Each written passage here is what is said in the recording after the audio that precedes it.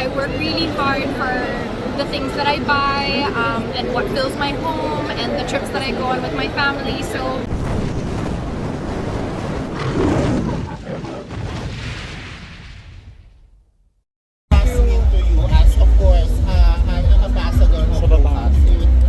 as an ambassador of Lohas, it's really about encouraging everyone to be a part of the movement, which is about integrating a lifestyle that has sustainability, mindfulness, and health at its core.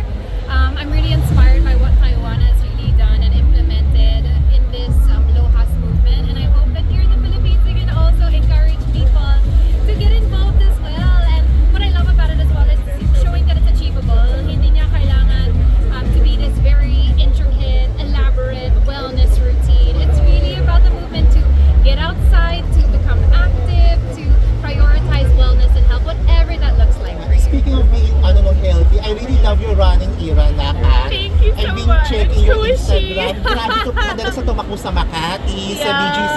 What made you decide to really enjoy running? Actually, medyo nagulat din ako because it actually only started when I came back from Australia for a Christmas trip. Na-miss ko lang yung nature.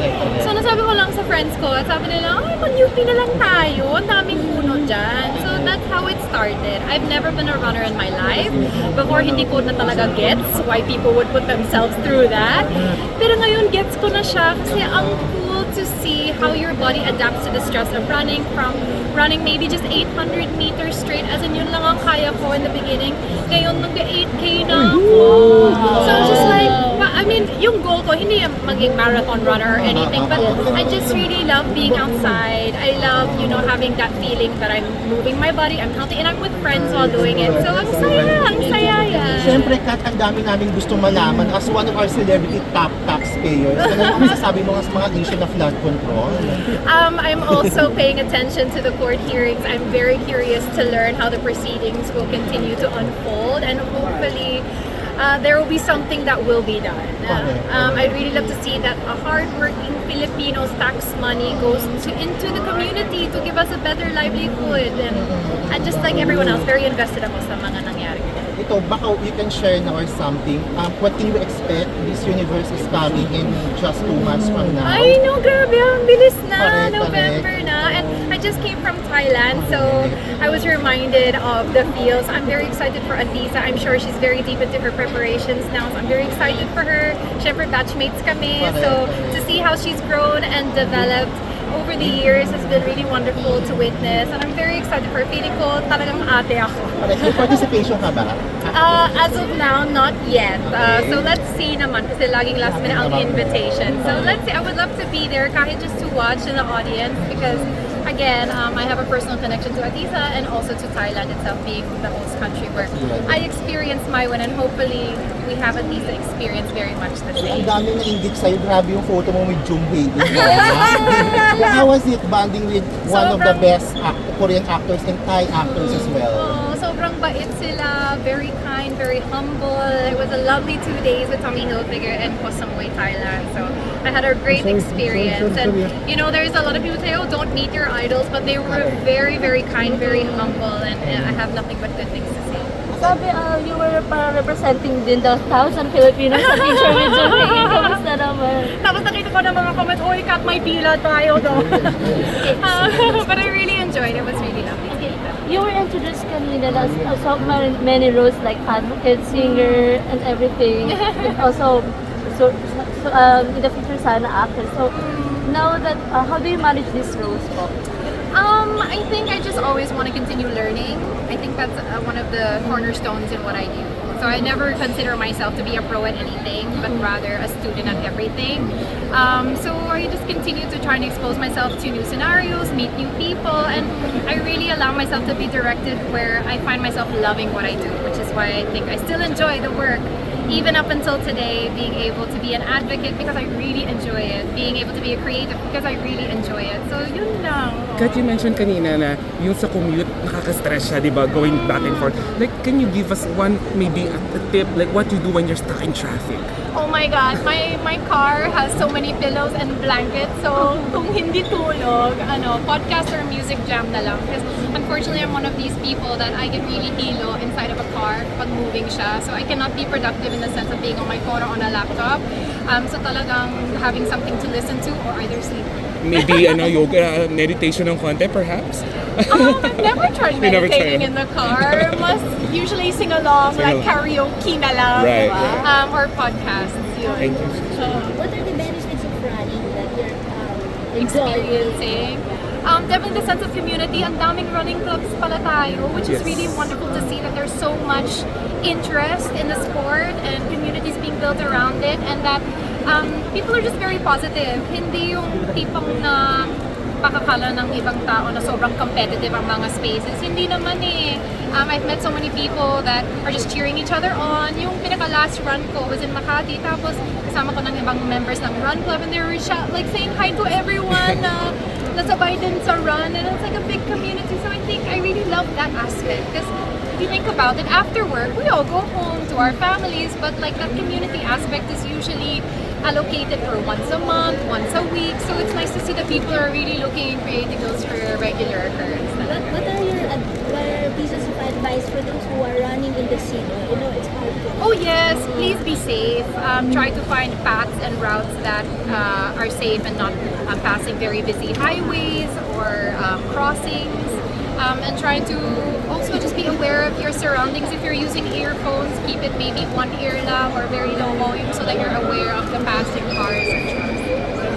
Yeah, recently you also participated in this fashion show for Association. Yes! How was the experience? Oh, that was so heartwarming. I had the opportunity to spend some time with the patients backstage, and although I didn't ask a lot about what their ongoing treatments were, I was really just asking them about their common interests, what it felt like to be walking in a fashion show, many of them for the first time.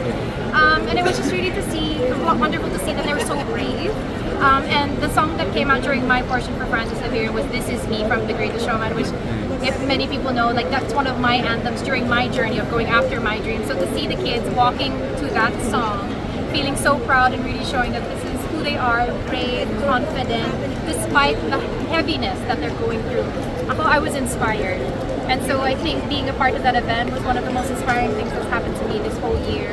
And I really wish the best for those kids, and hopefully us as audience can really have our eyes open to the need that there is still for children and the youth to access quality medical care. Because of these lifestyle checks for influencers, how has that affected your own lifestyle? I mean, if you guys know me, I'm pretty humble when it comes to those types of things. I really allow myself to be directed by what really interests me, and I work really hard for the things that I buy and what fills my home and the trips that I go on with my family. So honestly, I'm not really doing anything different naman, because I've always been true to myself. Other sustainability tips that you can give our, aside from yung sinabi mo na kanina na you buy the quality products, but anything else, the small things like turning the lights off, switching the light off or something, anything else? Like kung mag-order kayo ng Grab or food to take out, don't request for the cutlery, use the one that you have at home, bring a reusable tumbler, be conscious of yung mga trends. Huwag na natin isasabay ng mga trends if you know hindi bagay sa'yo. Kasi sobrang bilis like cycle of trends, especially in fashion and in beauty. Like really try and do your research first before buying something na baka matapon lang. Sayang eh. So it's just those small mindful things. I mean, you want to make sure that where you're putting your money into is an investment that you really have the most reward out of. And yeah, just conscious small acts like that. Thank you so much. Enjoyed na Marky for more questions. No! For more questions po. Welcome to the Catriona and Marky podcast. Episode 1. Episode 1. Have you guys been to Taiwan? What are your fabulous experiences in Taiwan? Oh my gosh, food trip galore talaga. No, you were saying you go halos every year? As a lactose intolerant, I still love my milk tea. Oh So my I go God. there and I just really enjoy myself, because like I remember my favorite, I keep telling this story about my favorite milk tea place. It's actually just by the older lady who has her own cow in the back, and she like milks her. Wow. And then she also has this wonderful milk tea thing dedicated to everyone who comes by, and she's just so kind to everyone.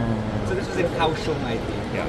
And I just Love Kaohsiung. really enjoyed myself over there. So I kept going back to that same place. I go to Taiwan because I play Pokemon Go.